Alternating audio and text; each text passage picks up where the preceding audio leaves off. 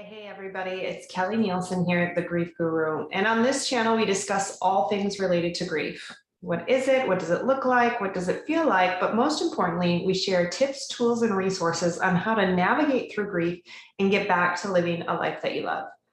On today's episode, we're going to be concluding our grief timeline series. This is where we've looked at little incremental bits of time throughout the first year after loss to let you know what to expect and give you some tips for navigating that time frame.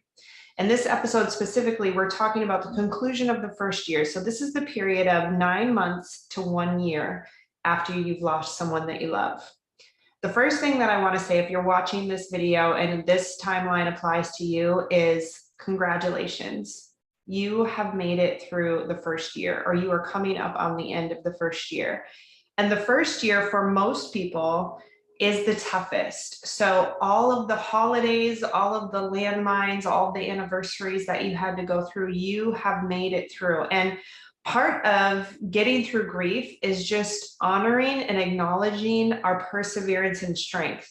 You know, before this happened, you wouldn't have envisioned that you would have had to deal with all this last year, but you have, and you're overcoming, and you're an overcomer. And so it really take a moment to just acknowledge that you have made it through this far. Remember back to when it very first happened, and inevitably you probably had thoughts that it's never going to get better, you're never going to get through this, and here you are almost a year later, and you're still putting one foot in front of the other. So the first thing is, well done, and it will get better with time as you work at it. So the second thing I want to say about folks in this time frame is, if you've been addressing your grief, if you have appropriate healthy support and community and tools, and if you've been working at it, you probably have made a significant amount of progress in your grief recovery. You may feel back to yourself is the wrong word, but you may be very plugged into your life and doing really well. If, on the other hand, you're at this stage in the game and you notice that it's getting harder instead of easier, or you're not feeling better, that's just a sign to me that you haven't been surrounded by the right type of support, you haven't had the right tools, or you just haven't made it a priority to intentionally work on it every day. But it is not too late. I want to encourage you, if you find yourself in that bucket, to seek out the right tools and support and community, because grief is one of those weird things that until you address it, it's just going to live kind of right beneath the surface. And so I've worked with folks that it's been several years after the loss and they still haven't dealt with it or resolved it. So there's no time like the present. If you find that you're not feeling better, now is the perfect time to start working on it and through it. And the good news is, as soon as you start working on it, you're going to see momentum and healing and breakthrough. But it does take consistent, intentional effort on your part. So I want to encourage you to seek out that support and seek out the tools, because it's actually a fairly common occurrence, you know, that some people may exist kind of in a numb state or a distracted state for the first year. A lot of people, you know, the level of shock that people experience and all the physical effects of grief can really sideline your working through the grief and processing it. So I want you to not be discouraged or disappointed if you feel at this stage in the game that you should have processed it more, or you should have dealt with it. Maybe there's new feelings that are coming to the surface just now that you haven't felt or acknowledged this whole time. Our bodies do really magnificent things to protect us, and it's going to bring feelings and thoughts to the surface when we're ready to deal with them. So again, don't get down on yourself, but most importantly, take the time now to get the help, support, and tools that you need. Along these lines, if you're coming up on a year, you are coming up to the first anniversary of your loved one's passing. And this is different for everybody. I know my thoughts around the anniversary has changed over time, and I'm guessing yours probably will change over time as well. Eventually, you may settle into a routine or a tradition that you do every year to remember and honor the person that you lost.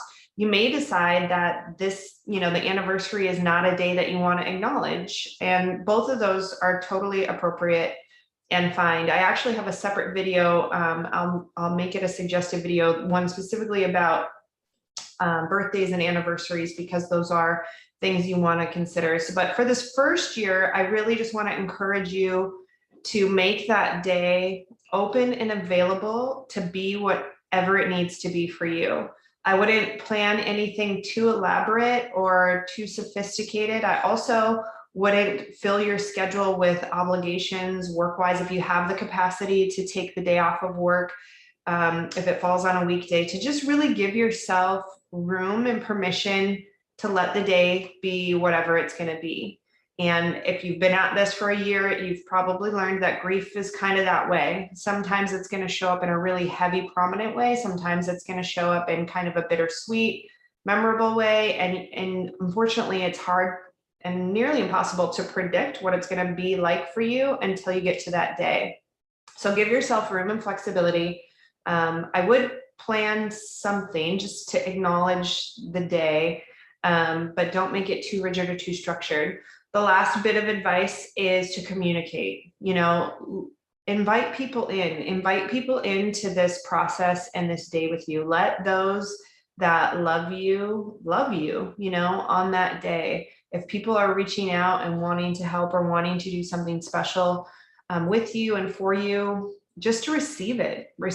This going through losses tremendously, it takes tremendous effort. It's really hard. And so let people come in. If there's something specific that you want to do, maybe if your loved one is buried, you want to visit the cemetery, maybe you want to have a special meal. If something sounds good to your soul, I want to encourage you to go ahead and plan that and let the folks around you know what would be most beneficial to you and for you. As I'll repeatedly say, most people around you want to love you well, they want to support you well, but they don't know what that looks like or how to do that. So the best thing we can do is try to advocate for ourselves and help those around us help us, right? So that's my bit of advice for you in regards to the anniversary. And the next thing is to just know this is the conclusion of the first year. And loss is so interesting. We tend to keep track of the time after loss, just like we keep track of the time